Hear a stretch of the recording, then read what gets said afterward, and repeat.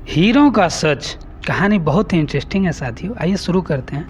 एक बार राजा कृष्णदेव राय दरबार में बैठे मंत्रियों के साथ विचार विमर्श कर रहे थे कि तभी एक व्यक्ति उनके सामने आकर कहने लगा, महाराज मेरे साथ न्याय करें, मेरे मालिक ने मुझे धोखा दिया है।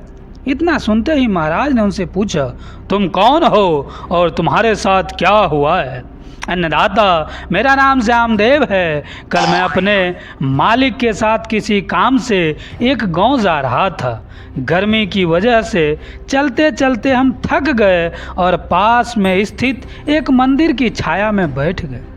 तभी मेरी नज़र एक लाल रंग की थैली पर पड़ी जो कि मंदिर के कोने में पड़ी थी।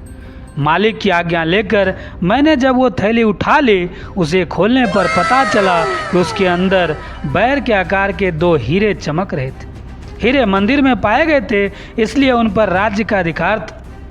परंतु मेरे मालिक ने मुझसे यह बात की कि किसी को बताने से मना कर दिया और कहा कि हम दोनों इसे आपस में एक एक बांट लेंगे। मैं अपने मालिक की गुलामी से परेशान था, इसलिए मैं अपना काम करना चाहता था, जिसके कारण मेरे मन में लालच आ गया। हवेली आते ही मालिक ने हीरे देने से साफ इनकार कर दिया। यही कारण है कि मुझे इंसाफ चाहिए। महाराज ने तुरंत कोतवाल को भेजकर श्यामदेव के मालिक को महल में पेश होने का आदेश दिया। श्यामदेव के मालिक को जल्द ही राजा के सामने लाया गया। राजा ने उससे हीरे के बारे में पूछा तो वह बोला कि महाराज ये बात सच है कि मंदिर में हीरे मिले थे, लेकिन मैंने हीरे श्यामदेव को देकर उन्हें राजकोष में जमा करने को कहा था। जब वह वापस लौटा तो मैंने उससे राजकोष की रसीद मांगी तो वह आनाकानी करने लगा। जब मैं इसे धमकाया तो आपके पास आकर मनगढ़ंत कहानी सुनाने लगा। अच्छा तो ये बात है। महाराज ने कुछ सोचते हुए कहा, क्या तुम्हारे पास इसका कोई सबूत है कि तुम सच बोल रहे हो? अन्नदाता, अगर आपको मेरी बात पर यकीन नहीं है तो आप मेरे दूसरे तीसरे नौकर से पूछ सकते हैं, वो उस वक्त वहीं थे। उसके बाद तीनों नौकर को राजा के सामने लाया गया। तीनों ने श्यामदेव के खिलाफ गवाही दी। महाराज तीनों नौकर और मालिक को वहीं बिठाकर अपने विश्राम कक्ष चले गए और सेनापति तेनालीराम महामंत्री को भी इस विषय में बात करने के लिए वहां बुलवाया गया। इसके पहुंचने पर महाराज ने महामंत्री से पूछा, आपको क्या लगता है, क्या श्यामदेव झूठ बोल रहा है? जी महाराज, श्यामदेव ही झूठा है। उसके मन लालच आ गया और उसने हीरे को अपने पास रख लिया। सेनापति ने गवाहों को झूठा बताया। उसके हिसाब से श्यामदेव सच बोल रहा था। तेनालीराम चुपचाप खड़ा सबकी बातें सुन रहा था। तब महाराज ने उसकी ओर देखते हुए उसकी राय मांगी।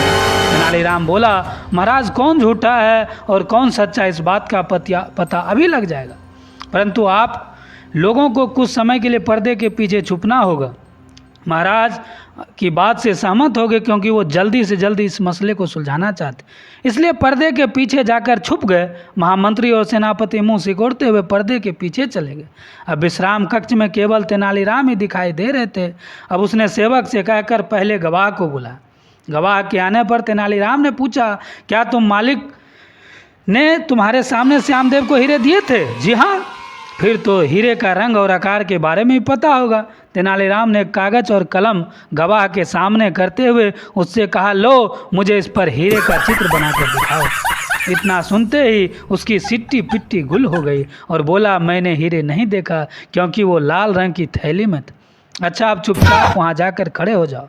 अब दूसरे गवाह को बुलाकर उससे भी यही प्रश्न पूछा गया।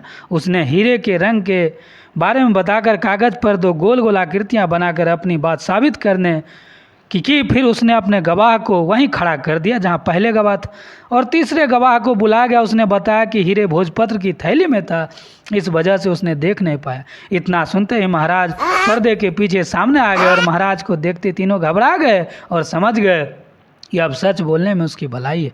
तीनों महाराज के पैर को पकड़कर माफ़ी मांगने लगे और बोले, हम झूठ बोलने के लिए हमारे मालिक ने धमकाया था और नौकरी से निकालने की धमकी दी थी, इसलिए हमें झूठ बोलना पड़ा। महाराज ने तुरंत मालिक के घर तलाशी लेने का आदेश दिया। तलाशी लेने पर दोनों हीरे बरामद कर लिए गए। सजा के तौर पर मालिक को 10,000 स्वर्ण मुद्राएं श्यामदेव को देनी पड़ी और 20,000 स्वर्ण मुद्राएं जुर्माने के तौर पर भरनी पड़ी, जबकि बरामद हुए दोनों हीरे राजकोष में जमा कर लिए गए। इस प्रकार तेनालीराम की मदद से महाराज ने श्यामदेव के हक में फैसला सुनाया। साथियों, अगर ये कहानी आपको अच्छी लगी हो तो हम इसी प्रकार के अनेकों वीडियो बनाते हैं। आप प्यार और समर्थन दीजिए।